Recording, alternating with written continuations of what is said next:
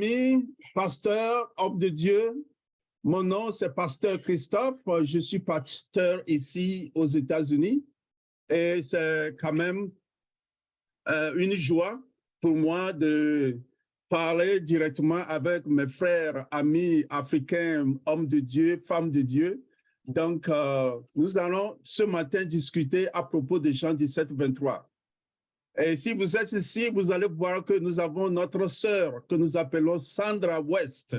Sandra West, elle est du côté de la technologie. Elle va m'aider ce matin pour qu'ensemble, on puisse faire cette présentation. Donc, voilà ce que nous voulons faire aujourd'hui. Quand même, c'est une manière de faire en sorte que la prière de Jésus-Christ puisse être entrée dans notre cœur. Nous pouvons savoir qu'il y a une prière qui s'est passée dans Jean 17, 23, et cette prière est très, très importante. Et Dieu fait toujours ses miracles. Il fait toujours ses desseins à travers l'homme de Dieu encore que nous appelons Dick Jermaine. Donc, nous allons prier maintenant avant que nous ne commencions notre devoir ce matin. Très Saint-Père, nous te remercions pour l'opportunité que tu nous as donnée. Ceci, c'est à propos de ton royaume, la vie des hommes de Dieu, ceux-là qui ont reçu des appels, ceux-là que tu as toujours voulu utiliser pour que la parole de Dieu puisse être allée de loin. Seigneur, nous prions ce matin que tu nous aides à pouvoir recevoir ce que nous devons avoir ce matin en vue que l'unité soit cultivée dans notre communauté. Heavenly Father, we thank you this morning and we worship you. We thank you for my brothers who are in Africa right now, who are just thirsty to receive you, thirsty to be part of this. John 17, 23. Holy Father, I pray that your unction, your anointing that come upon us as we are talking together, this spirit who's behind John 17, 23, just partake each one of us so we can see the deep level of what John 17 can do in the life of a man and a woman of God and the continent of Africa. So God, we thank you and we worship you in Jesus' name. And everybody says, Amen. Amen. Amen. Amen. Amen. Donc, alléluia, alléluia. Dieu est grand. Donc, nous sommes maintenant de parler de l'introduction de Jean 17, 23. Vous pouvez vous poser des questions. Qu'est-ce qu'un groupe de soutien? Parce que Jean 17, 23, c'est la prière de Jésus. Donc, comme c'est la prière de Jésus, nous allons discuter des sujets.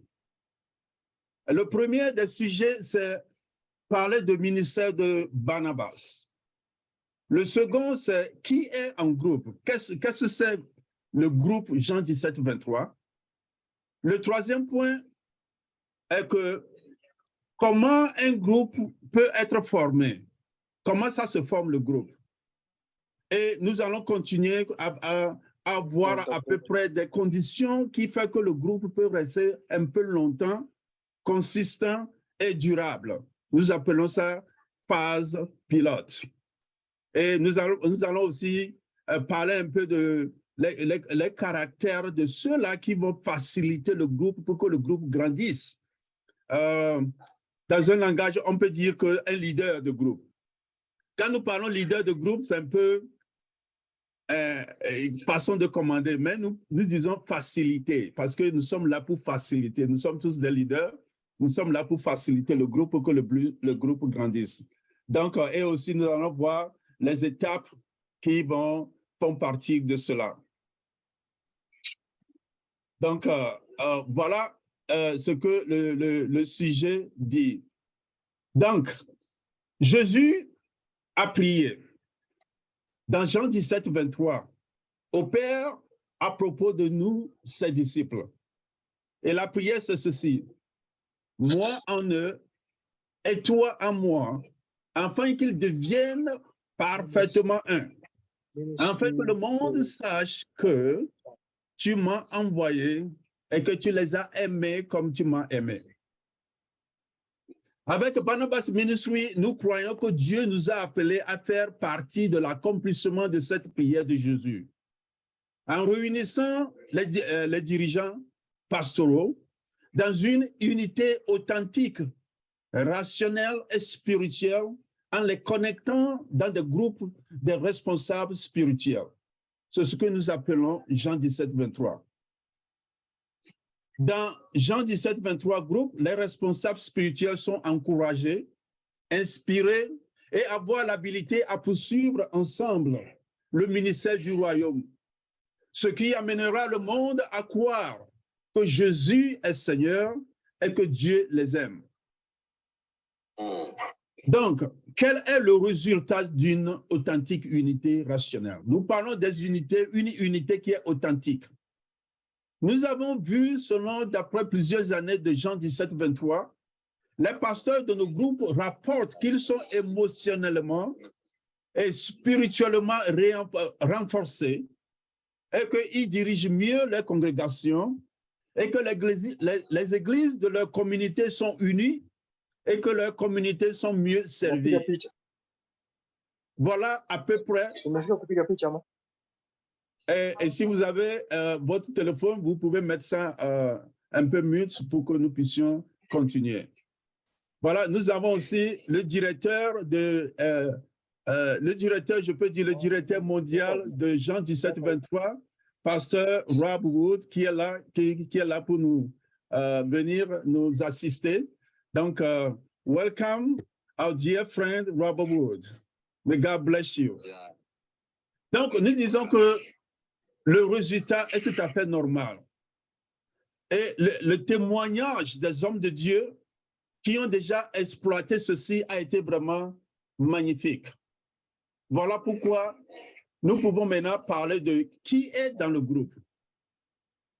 Quand nous parlons de groupe, qui doivent être dans le groupe? Les groupes sont composés de pasteurs, de responsables pastoraux, hommes et femmes de différentes dénominations, qui confessent Jésus-Christ comme leur sauveur, qui sont dans des ministères pastoraux actifs. Donc, nous disons aussi que tu ne devais pas seulement être le pasteur, tu peux être un instituteur dans une église, instituteur dans une école biblique, instituteur. De plus que tu es dans l'œuvre de l'Éternel, tu peux faire partir de Jean 17, 23. Voilà ce que Jean 17 voulait nous montrer à nous tous. Next. OK. Quels sont... Maintenant, nous allons rentrer maintenant dans le but réel de ce que c'est Jean 17, 23. La prière a été faite par Jésus. Maintenant, comment est-ce que nous pouvons mettre ceci en pratique? Donc, il y a 4 éléments au groupe de soutien pastoral. Nous avons le premier élément que nous appelons raconter une histoire. Le deuxième élément, c'est s'engager dans les Écritures. Et le troisième élément, c'est la prière. Et le quatrième élément, c'est la mise à jour. Donc, nous allons dire que les pasteurs se connectent avec les autres pasteurs dans le groupe pour se soutenir et pour se donner les besoins spirituels, mais pas tellement de se conseiller, mais ça fait partie d'une petite famille que Dieu voulait qu'on se crée entre nous.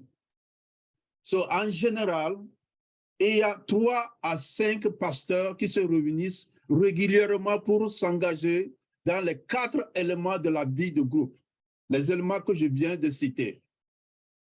Donc, raconter une histoire, c'est quoi exactement? Raconter une histoire, c'est dire à peu près ton histoire qui est personnelle à toi. Je vais quand même vous parler un peu. Si tu veux faire l'amitié, une amitié réelle, une amitié réelle dépend toujours de la conversation. De quel genre de conversation? C'est une conversation qui est vraiment fait partie de toi. Tu es en train de parler au fond de ton cœur. Voilà ce que c'est, raconte une histoire. Autant de choses que tu peux. À l'aise, tu dois à l'aise pour le dire. Lorsque vous commencez dans un groupe, il y a toujours ce que nous appelons raconter une histoire.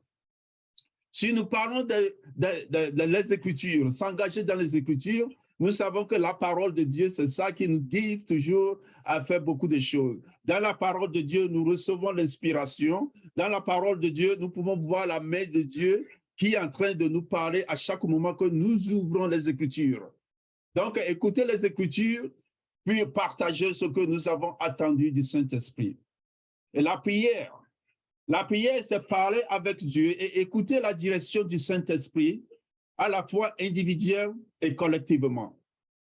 La mise à jour, c'est partage personnel sur la vie, la famille, le ministère et avec l'humilité et vulnérabilité. La mise à jour, c'est quelque chose que nous faisons de temps en temps sans qu'on ne le sache. Grâce à ces éléments, une authentique unité rationnelle et spirituelle est développée, ce qui conduit à des pasteurs qui se donnent la peine d'être fait partir de ce groupe. Ils ont un témoignage très formidable. Le ministère du royaume attend par le Jésus-Christ fait une communication directe avec les gens de la communauté. Vraiment très, très, très important. Donc, et ce que nous allons faire maintenant, nous allons vous dire à peu près ce que c'est le premier raconte une histoire, quelque chose que nous voulons vous présenter par Pasteur Christophe qui a fait ce développement. Donc, je vous invite à le suivre et après cela, nous pouvons aussi parler là-dessus. Bonjour, je m'appelle Pasteur Christophe, membre du groupe de soutien pastoral de Jean 17-23. Aujourd'hui, je vais vous présenter les 4 éléments essentiels pour conduire un groupe. Et nous allons commencer ça avec la narration. Quand vous commencez un groupe ou quand vous acceptez un nouveau adhérent dans le groupe, il est important de commencer la réunion de groupe avec la narration. La narration, c'est de raconter son histoire. La base à laquelle vous réaffirmez votre connexion ou bien l'unité les uns les autres. La personne qui fait la narration doit être libre de parler jusqu'à la fin. C'est aussi un moment pour nous, les dirigeants, d'appliquer le don d'écouter et de voir ce que l'Esprit de Dieu fait dans la vie de chacun dans le groupe. Donc, la narration est donnée à chacun des membres du groupe et à tout de haut, parce que ça, c'est le commencement de réfléchissement, je voulais dire, et c'est le commencement aussi du processus de guérison dans la vie des dirigeants. Donc, la narration est vraiment très importante parce que ça te permet aussi de parler de soi-même. Voilà, merci. OK, nous allons quand même parler un peu de la narration que je dis ici, c'est raconter une histoire. Raconter une histoire, ça nous appelle ça la narration. Ça veut dire que quand vous commencez un groupe, la première des choses à faire, c'est de se communiquer, de se présenter. Oh, quelle église tu es? Oh, qu'est-ce que vous avez fait? Comment est-ce que la vie se porte? Donc, tu commences à raconter ton histoire. C'est tout à fait normal pour un premier temps. Et la narration permet aux membres du groupe d'apprendre et se connaître à un niveau plus profond et de commencer à construire la confiance qui devait être établie pour que le groupe développe une authentique unité et relationnelle et spirituelle. Souvent, je sais bien qu'on se renferme en tant qu'homme de Dieu. Mais ce groupe de Jean 17-23 que nous parlons maintenant, ça va vous permettre quand même de faire en sorte que vous cultivez quelque chose qui est tout à fait spirituel. Parce que quand les hommes de Dieu se présentent ensemble, quand ils prient ensemble, ils se concentrent ensemble sur quelque chose, il y a toujours des miracles qui le suivent. L'un des avantages dont vous avez pris connaissance dans le matériel que vous avez reçu, l'un de votre inspiration, c'est que la relation. C'est toujours la relation et la relation. Il y a... OK. I'm sorry. OK. C'est toujours la relation. Ce que c'est Jean 17, 23, si vous êtes des personnes qui n'aiment pas la relation, dommage. Jésus a eu des relations avec nous. Cependant, toi, entre nous, les hommes de Dieu, nous devons cultiver la même relation entre nous-mêmes. C'est à travers ces éléments que vous commencez à établir de véritables relations avec vos frères, vos amis pasteurs, ou bien vos collègues pasteurs.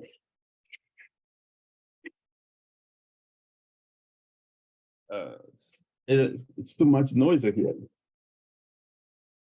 Okay. Oui, pasteur, je change une position un peu. Ah, vous changez de position, OK. Et il y a beaucoup de bruit là. OK. OK, oui, il y a un bruit. OK, merci. OK. Dans la narration, comme je l'ai dit, il y a les gens qui expérimentent aussi des guérisons comme ça. Parce que voilà à peu près ce que c'est notre Dieu. C'est un Dieu qui est tellement saint. Et quand vous allez à Dieu avec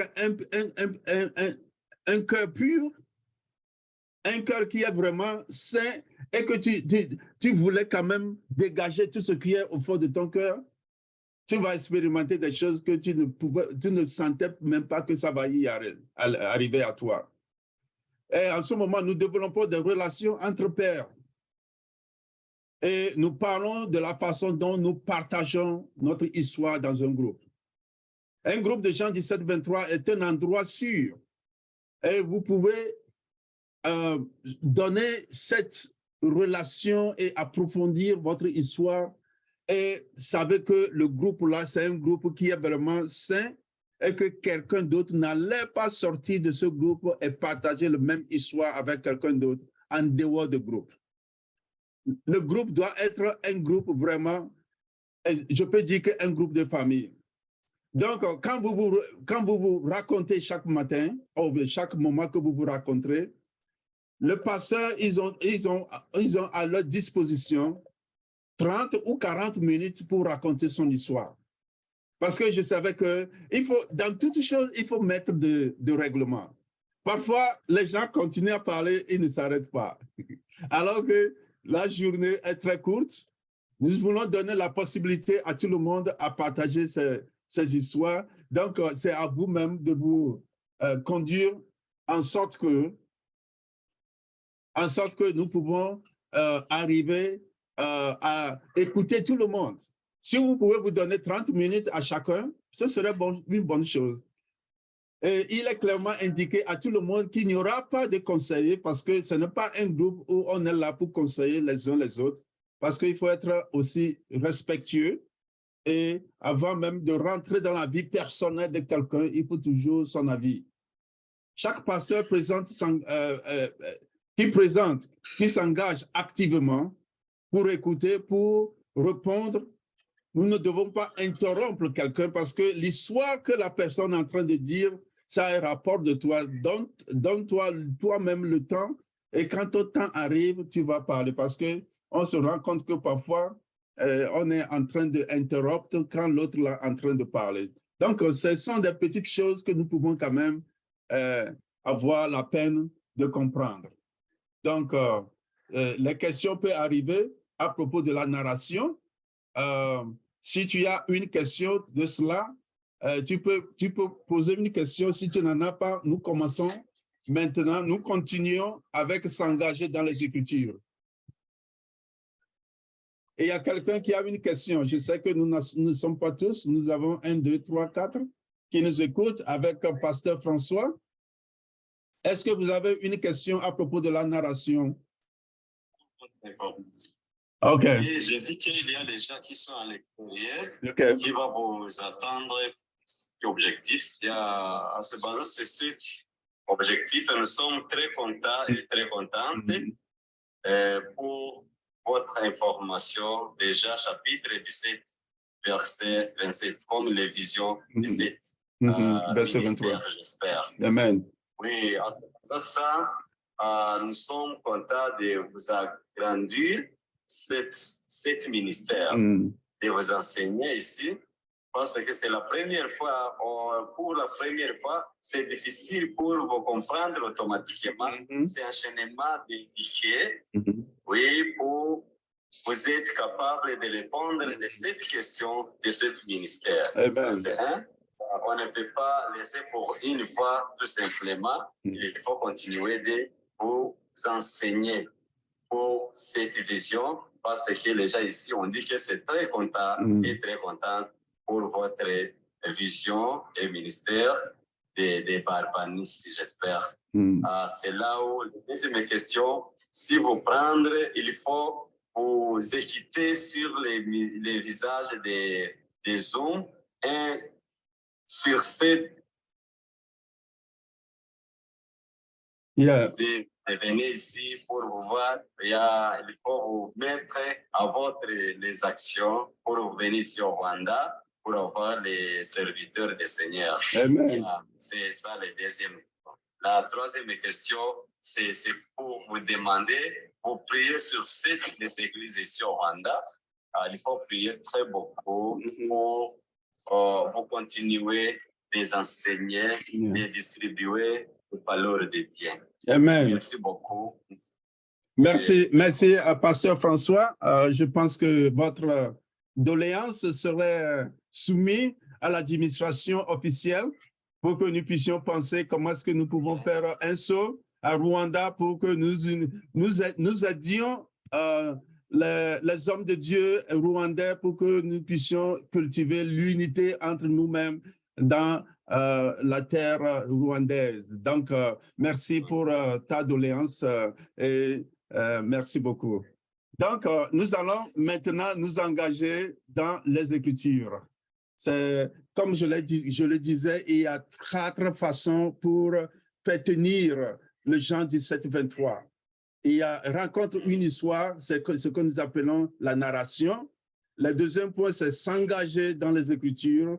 Le troisième point, c'est prière. Et le quatrième point, c'est mise à jour. Maintenant, nous sommes sur le point de s'engager dans les Écritures. Donc,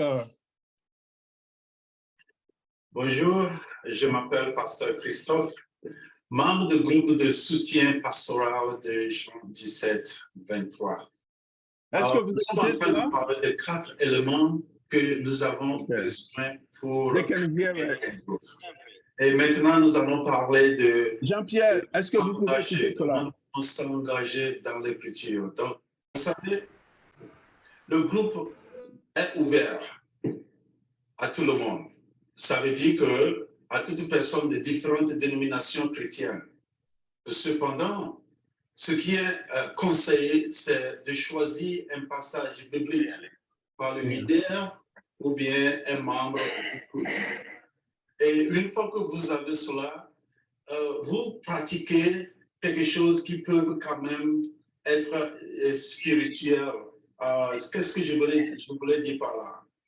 Vous lisez les Écritures. Vous lisez l'Écriture plus qu'une fois, 2 fois, peut-être 3, 4 fois, et vous demandez au groupe qu'est-ce que vous sentez, qu'est-ce que l'Esprit de Dieu vous dit à propos de ce passage biblique. Et à partir de ça, vous reposez, vous méditez là-dessus et vous attendez ce que Dieu va faire à travers ces Écritures. Voilà comment ceci peut être nourrissable à tout le monde. Que tu sois n'importe quelle dénomination, je pense que ce principe-là peut quand même être à la portée de tout le monde. Parce que le but, en réalité, c'est pour se renforcer, pour se faire grandir, et pour faire en sorte que l'Esprit de Dieu puisse vous inspirer tous. Voilà, s'engager dans l'écriture voulait dire à ce niveau précis. Donc, je vous recommande quand même de faire ceci. Ce n'est pas le temps de prêcher, ce n'est pas le temps de faire l'étude biblique. C'est pour cela que nous appelons s'engager dans l'écriture. Pas de faire l'étude publique ou bien de prêcher. Merci. All right. Donc, merci, Sandra. Et nous allons continuer ici. Nous parlons de s'engager. Le deuxième point, c'est s'engager dans l'écriture. Et ce sont des moyens qui se passent de temps en temps. Et il faut avoir l'idée du groupe en tête. Ce n'est pas, parfois, quand nous avons l'écriture, il y a des gens, quand ils commencent à parler, ils commencent à prêcher ou bien commencent à faire l'étude biblique. Ce n'est pas ça ce que s'engager dans l'écriture voulait dire. C'est faire en sorte que nous laissons le temps à l'Esprit de Dieu de nous parler. Bon, ça devait être aussi une pratique. Et puis, tu vois que nous pouvons être 4 dans le groupe. Et tu verras que Dieu peut parler à chacun de nous à travers le même écriture. Exemple, quand je dis Jean 17, 23, et nous lisons cette écriture, nous pouvons lire 3 fois ou bien 4 fois. Et la question qu'on se pose, qu'est-ce que l'écriture, quelle est la partie qui t'a pris au cœur? Et nous pouvons te poser aussi la question, pourquoi cette partie-là t'a pris au cœur? Comment est-ce que cette écriture pouvait te changer? Donc, les 3 questions-là, nous allions les mêmes écritures et nous laissons le temps à ce que nous parlons personnellement de ce que Dieu est en train de nous faire dans notre vie. Ce n'est pas qu'on commence à prêcher, non. Et il y a des questions spécifiques, à savoir comment est-ce que la même écriture te parle et à quelles conditions cette écriture te parle.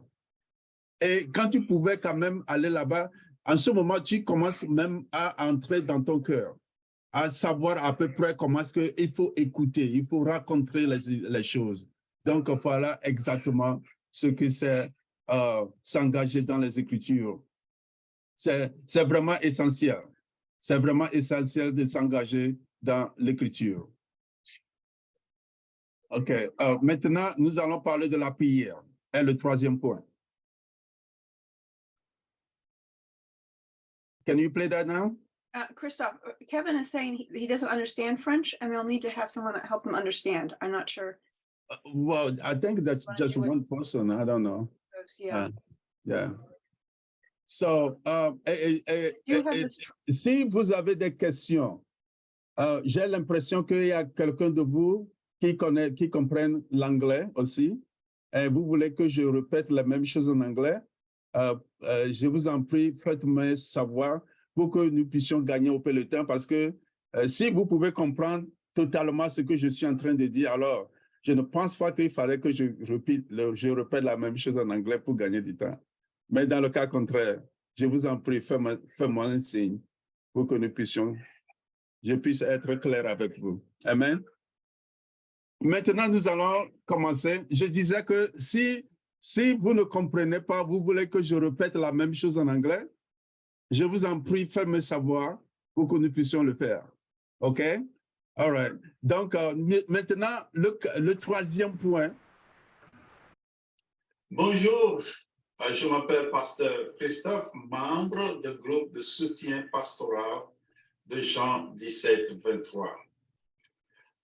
Nous parlons de 4 éléments. Maintenant, nous allons un peu parler de la prière. La prière fait partie de l'élément. Nous savons que quand vous commencez la réunion de groupe, il y a toujours la prière pour l'ouverture. Et à la fin aussi, vous priez pour clôturer. Nous savons que quand vous arrivez à la fin de votre réunion, la bonne des choses à faire, c'est de quand même demander dans le groupe qui a vraiment quelque chose ou bien une demande de prière, parce que nous en avons tous besoin que quelqu'un nous soutienne dans la prière. Donc, c'est le moment de collecter les informations pour que à tour de rôle, chacun prie pour son prochain selon l'inspiration du Saint-Esprit. Donc, la prière à la fin est très importante. Et nous voulons qu'on se soutienne sérieusement au moment que nous nous réunissons d'une manière ou d'une autre avec l'intimité et l'unité, il faudrait aussi qu'on se soutienne dans la prière. C'est le moment où on prie pour la famille, on prie pour l'Église, on prie pour la communauté et on prie pour le pays. Donc, je pense que la prière est tout à fait importante dans ce que nous faisons et il fallait aussi se rappeler ce que l'Esprit nous dit parce que dans toutes choses, c'est l'Esprit de Dieu qui nous guide. Alléluia. Non, vous m'avez écouté parler à propos de la prière. Nous savons la prière, tout le monde peut prier. Ça, on le savait. Et nous prions pour des choses que nous voulons, et les besoins dans notre famille, les besoins personnels, les besoins du ministère, les besoins de la communauté. Donc, ce sont les choses qui nous animent parfois quand nous rassemblons ensemble pour parler de Jean 17, 23 et surtout la prière. Donc, ce genre de prière, ça rentre avec nous. Donc, ce sont des occasions de sortir de toi-même pour écouter aussi les problèmes ou bien les situations qui se posent avec les uns les autres. Ça nous prend au cœur. La prière, ce n'est pas seulement tes propres besoins, mais la prière va au même cas avec les autres qui en ont besoin aussi d'être supportés avec toi dans les problèmes qui se posent avec toi. Donc, si tu m'écoutes, voilà, je suis en train de parler de la prière en général, que nous prions là-dessus. Cette prière peut prendre une nouvelle dimension. Et quand vous priez, il faut laisser le temps à l'Esprit de nous diriger. Je veux que vous compreniez ceci. Nous avions commencé à raconter notre histoire. Et quand nous commençons, le deuxième point, c'est s'engager dans l'écriture. Et le troisième point, c'est la prière. Donc, il y a une cadence de tout ce qui se passe. Et tout ça, là, ça fait partir de la connexion par l'Esprit de Dieu, de la manière que Dieu est en train de regrouper tout pour qu'il puisse nous donner quand même quelque chose à la fin de cette réunion. Donc, voilà, la prière est très, très importante. Et quand nous prions selon la volonté de Dieu, je suis sûr qu'il y aura toujours un changement, un encouragement avant la fin de tout ce que nous faisons dans la prière. Amen. Donc, nous avons mis à jour, Alors, c'est Pasteur Christophe Akagla, membre du groupe de soutien pastoral de Jean 17, 23. Nous sommes en train de parler de 4 éléments qui nous permettront de créer un nouveau groupe. En ce moment précis, nous allons parler de la mise à jour. La mise à jour, c'est une histoire que nous racontons. L'histoire qui peut être un défi et un succès.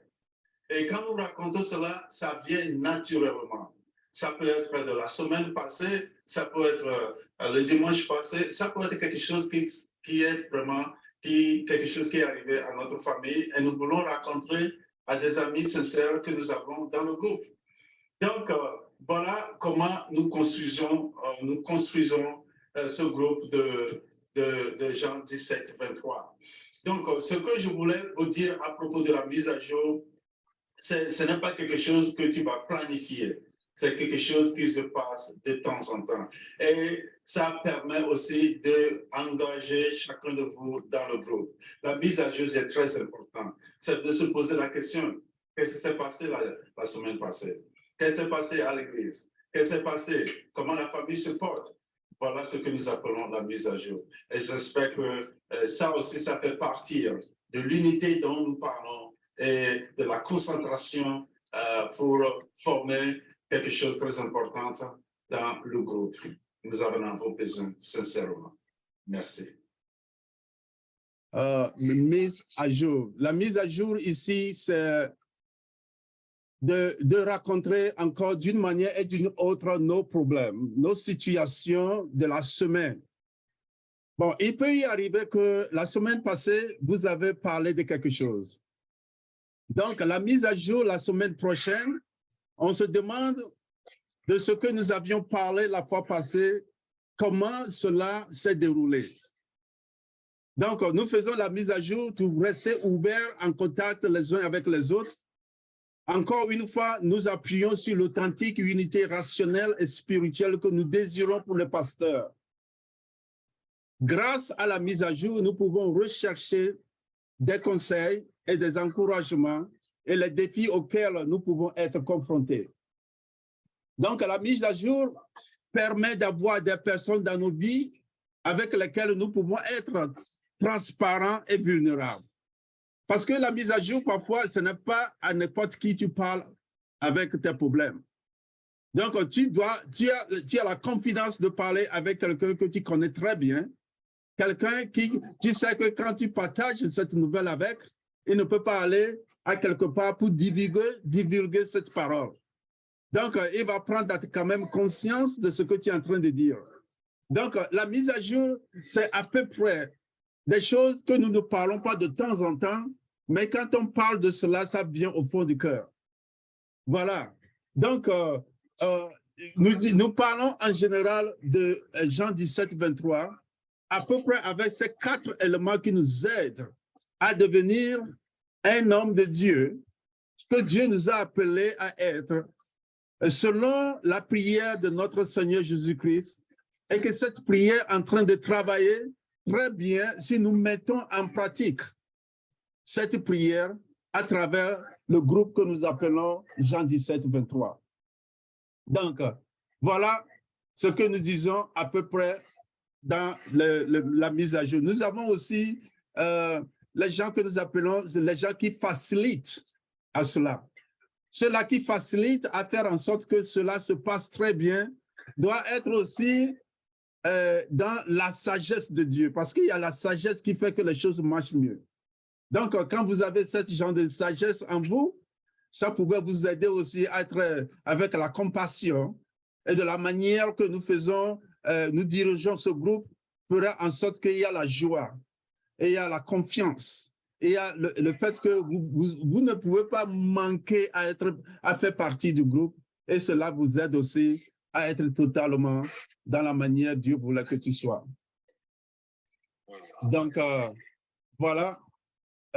Nous avons, comme je le disais, nous avons tous des problèmes. Tout le monde a des problèmes. Right? Donc, quand tu as des problèmes, tu dois parler de cela à quelqu'un. Et la personne que tu dois parler, ce n'est pas n'importe qui, mais tu dois chercher la personne qui est de ton groupe. Et quand tu vois cette personne-là et tu as de la confiance avec cette personne-là, alors là, tu as quand même quelqu'un qui peut t'écouter, quelqu'un qui peut prier avec toi, quelqu'un qui peut être là-bas pour toi à chaque moment quand tu as besoin de lui. Voilà à peu près ce que ce groupe est en train de faire dans notre vie. Et je pense que ça va nous aider tous à faire en sorte que nous continuions à grandir dans ce que nous appelons Jean 17, 23, et ce qui va nous aider aussi à faire en sorte que tout le monde peut être béni dans ceci. Amen. So, nous sommes maintenant dans l'avantage du groupe. Il y a vraiment important que nous parlions des avantages de Jean 17. Et ce que les pasteurs ont déjà dit, il y a le pourcentage ici qui dit que les pasteurs soutiennent ceci, que pour la première fois, il y a un pasteur qui dit que pour la première fois de ma vie, peu importe dans mon ministère pastoral, j'avais non seulement un, mais plus d'amis. Donc, cela veut dire qu'il y a des gens qui sont des pasteurs, mais n'ont jamais eu des amis dans leur vie. Parce que le Jean 17, 23 a fait en sorte qu'ils ont un ami. Il y a quelqu'un qui dit, je ne me suis plus connecté aux églises autour de moi en raison des relations étroites que j'ai avec les pasteurs locaux. So, tu te rends compte, tu es dans ta dénomination, mais tu ne sais même pas ce qui se passe autour de toi. Mais avec Jean 17, 23, quand même, il y a le témoignage ici qui dit beaucoup de choses de la manière nous devons être. Et il y a un qui dit, la participation à un groupe de Jean 17, 23 a été un élément essentiel pour pouvoir servir efficacement et avec confiance dans cette communauté. Donc, ce sont les avantages que nous avons et qui fait en sorte que Jean 17, 23 est tellement très important dans le monde entier, je peux dire. Très, très important. Donc, tu vois que les pasteurs sont soutenus, renforcés, les congrégations sont mieux dirigées, les églises d'une zone géographique sont unies et la communauté sont mieux servies. Parce que Jean 17, 23. Cela commence par votre conduite, ça fait en sorte que nous voyons les choses différemment. Au lieu d'être rempli de haine pour l'autre, maintenant c'est l'amour que tu as pour l'autre. Donc, voilà les témoignages que nous écoutons. Et ces témoignages sont vraiment très, très, très importants. Et que je pense que quand l'Afrique se mène, se donne le temps aussi à appliquer Jean 17, 23 dans le continent africain, dans les pays respectifs, je suis sûr que ceci va aussi aider l'Afrique pour que l'unité soit bien, bien cultivée. Dans le nom tout-puissant de Jésus. Amen. Donc, voilà. Si vous n'avez pas de questions, je peux dire que Jean Rob, qui est là aujourd'hui, va essayer de faire en sorte que les documents que vous en aurez besoin vous soient envoyés pour que vous puissiez lire cela et que quand nous avons ce genre de discussion, ce serait quand même un peu facile pour vous à poser des questions ou bien des difficultés que vous rencontrez dans vos ministères. Thanks for watching. Please click the like button or leave a comment to let us know you enjoyed the video. I also invite you to subscribe to our channel today. Be sure to click the bell icon if you would like to be notified when new content is added.